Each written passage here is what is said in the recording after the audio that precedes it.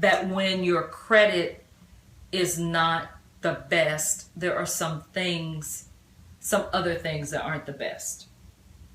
Okay.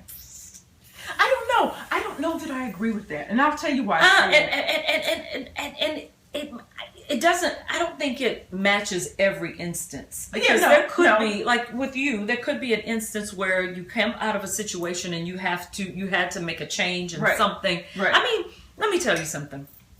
The credit thing that bothered me is when I had all of that credit, I paid everything on time. I was able to pay everything on time. Of course, I was paying the minimum payment, which they tell you don't do, blah, blah, blah. But I was young. I was paying on time.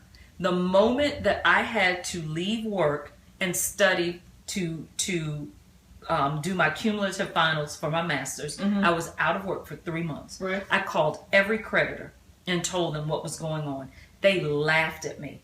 I was so upset. I cried. I could not believe that these people that I had paid on time all this time were basically giving me the finger.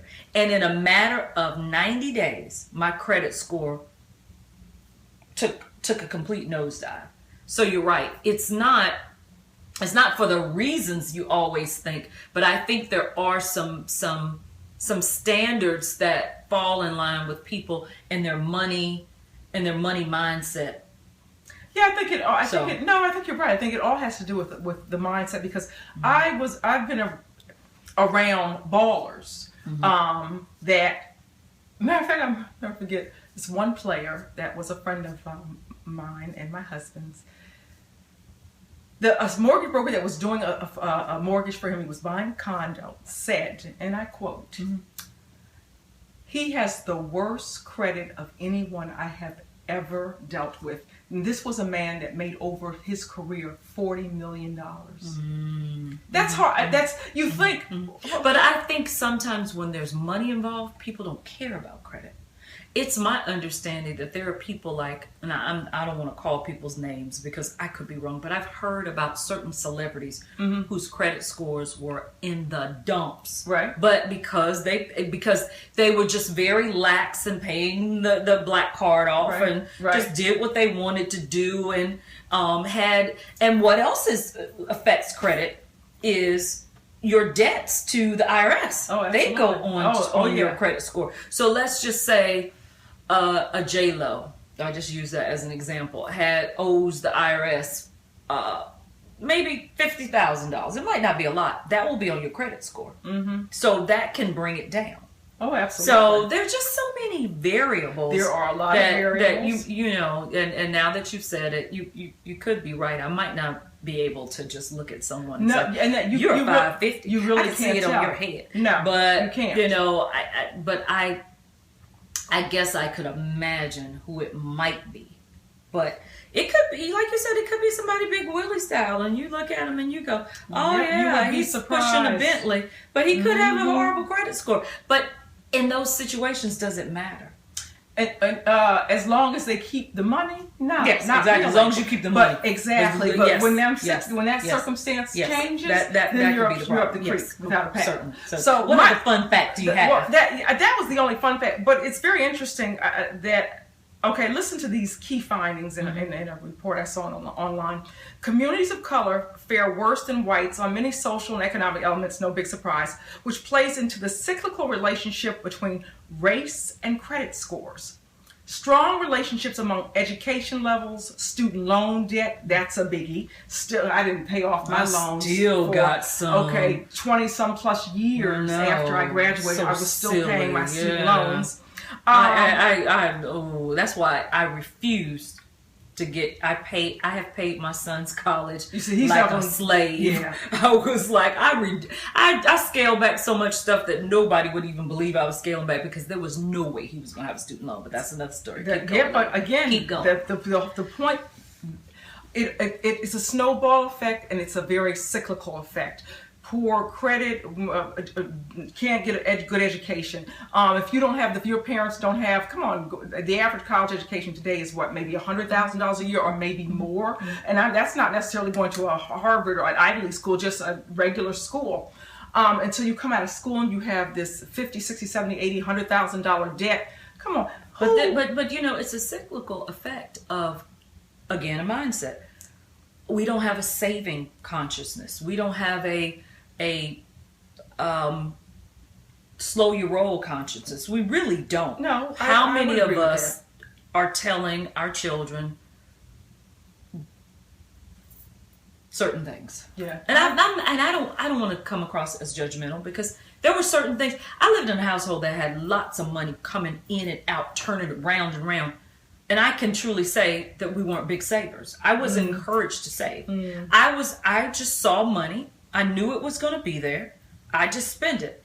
I didn't really think about the times that it might not be there. Right. It just didn't occur to me, because, I'm watching the money man make the money, but it was constantly coming in and out, coming in and out. And I think that one of the first things we're going to have to do is come up with, like I said, a mindset that says, I don't absolutely have to have a BMW. Absolutely. I don't have to have a BMW. But you know how many people equate the Honda Accord with being less than?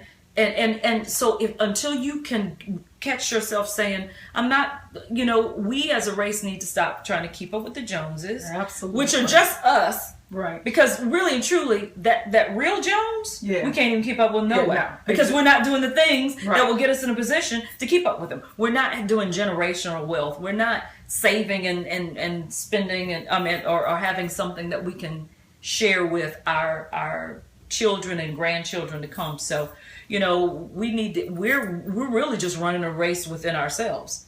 A race within the race, But one thing about credit, you can turn it around. You can, and you can do it yourself. You don't even have to go to one of these companies. A lot of times you do it yourself. Call this credit company and we'll fix your credit. And really the same with the IRS. You hear these commercials now. Call us. We can get your debt forgiven. You can forgive your own debt. Yourself. You can forgive your own debt, and you can put yourself on a payment plan. I was telling a relative of mine who was saying, I've got this amount that I have to pay, and it wasn't a lot. And I said, sweetheart, call them and make an arrangement. That's right. You can do that. Certainly you can do that. There's so many things we don't know. Yeah, and a lot of times we're afraid.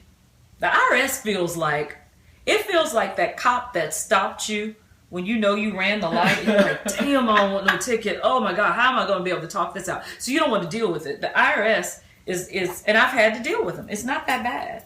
No, it's not. But we have to be proactive. We have to take responsibility, people, for our credit, as we do with our lives. But as far as credit is concerned, there's one thing. This is my call to action for us.